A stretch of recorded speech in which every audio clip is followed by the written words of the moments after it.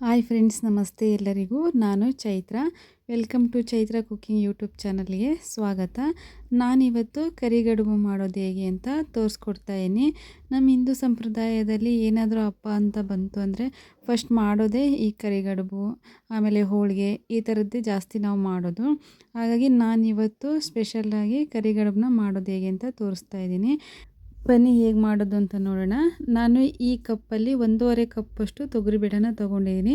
ಕೆಲವರು ಕಡಲೆಬೇಳೆಯಿಂದನೂ ಕರಿಗಡುಬು ಒಬ್ಬಟ್ಟೆಲ್ಲ ಮಾಡ್ತಾರೆ. ನಾನು ತೊಗರಿಬೇಳೆಯಿಂದ ಮಾಡ್ತಾಯಿದ್ದೀನಿ. ಇವಾಗ ಇದನ್ನು 1-2 ಸಲ ನೀಟಾಗಿ ತೊಳ್ಕೊಬೇಕಾಗತ್ತೆ. ನೋಡಿ, ನಾನು ತೊಳಿತಾ ಇದ್ದೀನಿ. ಬೇಳೆನ ಪಾತ್ರೆಯಲ್ಲಿ ಬೇಯಿಸೋದಾದರೆ ಮೊದಲು ನೀರನ್ನು ಚೆನ್ನಾಗಿ ಕುದಿಸ್ಬಿಟ್ಟು ಕುದಿಯೋ ನೀರಿಗೆ ಬೇಳೆನ ಹಾಕಿ ಬೇಯಿಸಿದರೆ ಬೇಳೆ ಬೇಗ ಬೇಯುತ್ತೆ. ಬಟ್ ನಾನಿವತ್ತು ಕುಕ್ಕರಿಗೆ ಹಾಕಿಬಿಟ್ಟು ಬೇಯಿಸೋದ್ರಿಂದ ನೀರು ಮತ್ತು ಬೇಳೆನ ಒಟ್ಟಿಗೆ ಹಾಕಿ ಬೇಯಿಸ್ಕೊಳ್ತೀನಿ. ಇದನ್ನು 1 ವಿಷಲ್ ಹಾಕಿದರೆ ಸಾಕು, ಬೇಳೆ ಚೆನ್ನಾಗಿ ಬೆಂದಿರುತ್ತೆ. ಯಾಕೆ ಹೇಳ್ತೀನಿ ಅಂದರೆ, ಕೆಲವರು ಕುಕ್ಕರಲ್ಲಿ ಬೇಯಿಸೋದ್ರೂ ಫಸ್ಟು ನೀರನ್ನೆಲ್ಲ ಚೆನ್ನಾಗಿ ಕುದಿಸಿ ಆಮೇಲೆ ಬೇಳೆನ ತೊಳೆದ್ಬಿಟ್ಟು ಬೇಯಲಿಕ್ಕಿಡ್ತಾರೆ. ಆವಾಗ ಫುಲ್ ಬೇಳೆ ಎಲ್ಲ ಬೆಂದ್ಬಿಟ್ಟು ಪಾಯಸ ಥರ ಆಗಿರುತ್ತೆ. ಅದಕ್ಕೋಸ್ಕರ ನೀರು ಮತ್ತು ಬೇಳೆನ ಎರಡನ್ನೂ ಒಟ್ಟಿಗೆ ಹಾಕ್ಬಿಟ್ಟು ಕುಕ್ಕರಲ್ಲಿ 1 ವಿಷಲ್ನ ಕೂಗಿಸ್ಕೊಳ್ಳೋಣ. ನೋಡಿ, ನಾನು ಇವಾಗ ವಿಷಲ್ ಹಾಕಕ್ಕೆ ಇಟ್ಟಿದ್ದೀನಿ. ಅಷ್ಟರೊಳಗೆ ನಾನು ಹಿಟ್ಟನ್ನು ರೆಡಿ ಮಾಡ್ಕೊಳ್ಳೋಣ.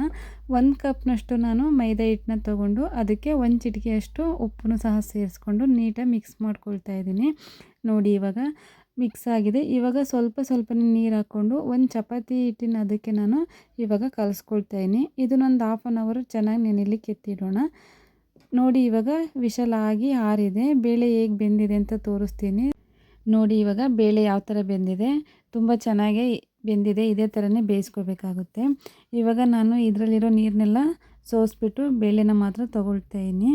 ನೋಡಿ ಯಾವ ಥರ ಬೇಳೆನೆಲ್ಲ ಸೋಸ್ಕೋಬೇಕಾಗುತ್ತೆ ಅಂತ. ಬೇಳೆಯಲ್ಲಿ ಸ್ವಲ್ಪನೂ ನೀರಿರದೆ ಆ ಥರ ಸೋಸಬೇಕಾಗತ್ತೆ. ನಾನೊಂದು ಪಾತ್ರೆನ ಕೆಳಗಿಟ್ಬಿಟ್ಟು ಅದರಲ್ಲಿ ನೀರನ್ನ ಸೋಸ್ಕೊಳ್ತೀನಿ. ಈ ಬೇಳೆ ಬೇಯಿಸಿದ ನೀರಿಂದನೇ ಹೋಳಿಗೆ ಸಾಂಬಾರನ್ನ ಮಾಡ್ಬೋದು. ನಾನು ನೆಕ್ಸ್ಟ್ ವೀಡಿಯೋದಲ್ಲಿ ಹೋಳಿಗೆ ಸಾಂಬಾರು ರೆಸಿಪಿನೂ ಸಹ ಹಾಕಿರ್ತೀನಿ. ನಿಮಗೆ ಬೇಕು ಅನಿಸಿದರೆ ಹೋಗಿ ಒಂದು ಸಲ ವೀಡಿಯೋನ ವಾಚ್ ಮಾಡಿ.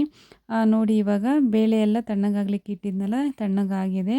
ಇವಾಗ ಇದಕ್ಕೆ 2 ಏಲಕ್ಕಿ ಕಾಯಿನ ಹಾಕ್ಕೊಳ್ತಾ ಇದ್ದೀನಿ. ಅದ್ರ ಜೊತೆಗೆ ನಾನು ಯಾವ ಕಪ್ಪಲ್ಲಿ ಅಳತೆ ಮಾಡಿ ಬೇಳೆನ ತೊಗೊಂಡಿದ್ನೋ ಅದೇ ಕಪ್ಪಲ್ಲಿ 1 ಕಪ್ಪಷ್ಟು ಬೆಲ್ಲನೂ ಸಹ ತೊಗೊಂಡಿದ್ದೀನಿ. ಅದನ್ನು ಮತ್ತು ಪಾತ್ರೆಗೆ ಬೇಳೆ ಮತ್ತು ಬೆಲ್ಲನ ಎರಡನ್ನೂ ಹಾಕಿಬಿಟ್ಟು ಚೆನ್ನಾಗಿ ಬೆಲ್ಲ ಕರಗೋವರೆಗೂ ನೀಟಾಗಿ ಕುದಿಸ್ಕೋಬೇಕಾಗತ್ತೆ. ನೋಡಿ, ನಾನು ಯಾವ ಥರ ಮಿಕ್ಸ್ ಮಾಡಿಕೊಂಡು ಕುದಿಸ್ತಾ ಇದ್ದೀನಿ ಅಂತ. ಉರಿನ ಸ್ವಲ್ಪ ಕಡಿಮೆ ಇಟ್ಕೊಂಡು ಚೆನ್ನಾಗಿ ಈ ಹದಕ್ಕೆ ಕುದಿಸ್ಕೋಬೇಕಾಗತ್ತೆ.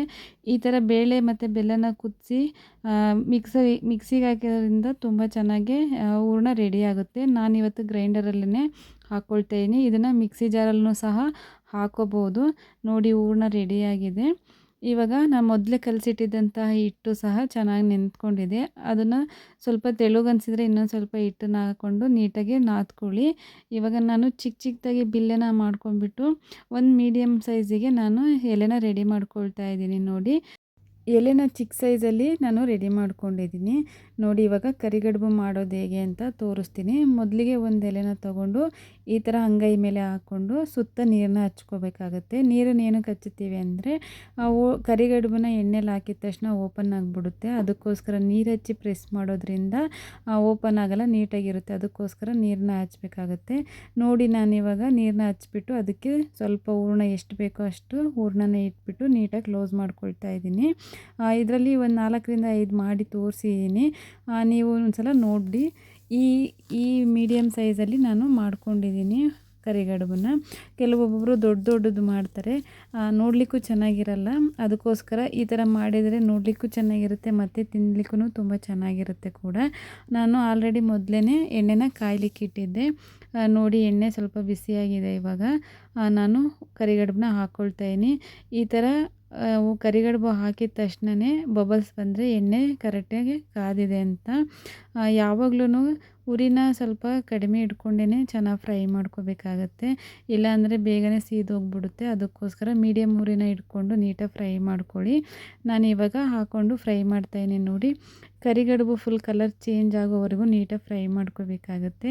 ನೋಡಿ ಈ ಕಲರಿಗೆ ಬಂದರೆ ಕರಿಗಡುಬು ರೆಡಿಯಾಗಿದೆ ಅಂತ ಅರ್ಥ. ಇವಾಗ ನಾನು ಇದನ್ನೆಲ್ಲ ತೆಗಿತಾ ಇದ್ದೀನಿ. ಕರಿಗಡುಬು ಅಂದಮೇಲೆ ಇದಕ್ಕೆ ಕಾಂಬಿನೇಷನ್ ಆಗಿ ಮಾವಿನ ಹಣ್ಣಿನ ಸೀಸನ್ ಆದರೆ ಶ್ರೀಕರಣೆ ಇರುತ್ತೆ, ಇಲ್ಲ ಬಾಳೆಹಣ್ಣಿಂದು ಮಾಡ್ತಾರೆ.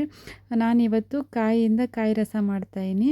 ಅದಕ್ಕೆ 1 ಕಪ್ನಷ್ಟು ಕಾಯಿನ ತೊಗೊಂಡಿದ್ದೀನಿ. ಅದಕ್ಕೆ 1 ಏಲಕ್ಕಿ ಕಾಯಿ ಮತ್ತು ಸ್ವಲ್ಪನೇ ನೀರನ್ನ ಹಾಕ್ಕೊಂಡು ಇದನ್ನು ಗ್ರೈಂಡ್ ಮಾಡ್ಕೊಳ್ಳೋಣ. ನೋಡಿ ಫುಲ್ ಸಾಫ್ಟಾಗಿ ಗ್ರೈಂಡ್ ಮಾಡ್ಕೊಂಡಿದ್ದೀನಿ. ಇದಕ್ಕೇ ಸ್ವಲ್ಪ ನೀರು ಮಿಕ್ಸ್ ಮಾಡಿದರೆ ಕಾಯಿ ರಸ ರೆಡಿಯಾಗುತ್ತೆ. ಮತ್ತು ಕರಿಗಡುಬಿಗೆ ಕಾಂಬಿನೇಷನ್ ಆಗಿ ತುಪ್ಪ ಇರಲೇಬೇಕಲ್ವ, ತುಪ್ಪ ಇದ್ರೇ ಟೇಸ್ಟು ತುಂಬ ಚೆನ್ನಾಗಿರುತ್ತೆ ತಿನ್ನಲಿಕ್ಕೆ.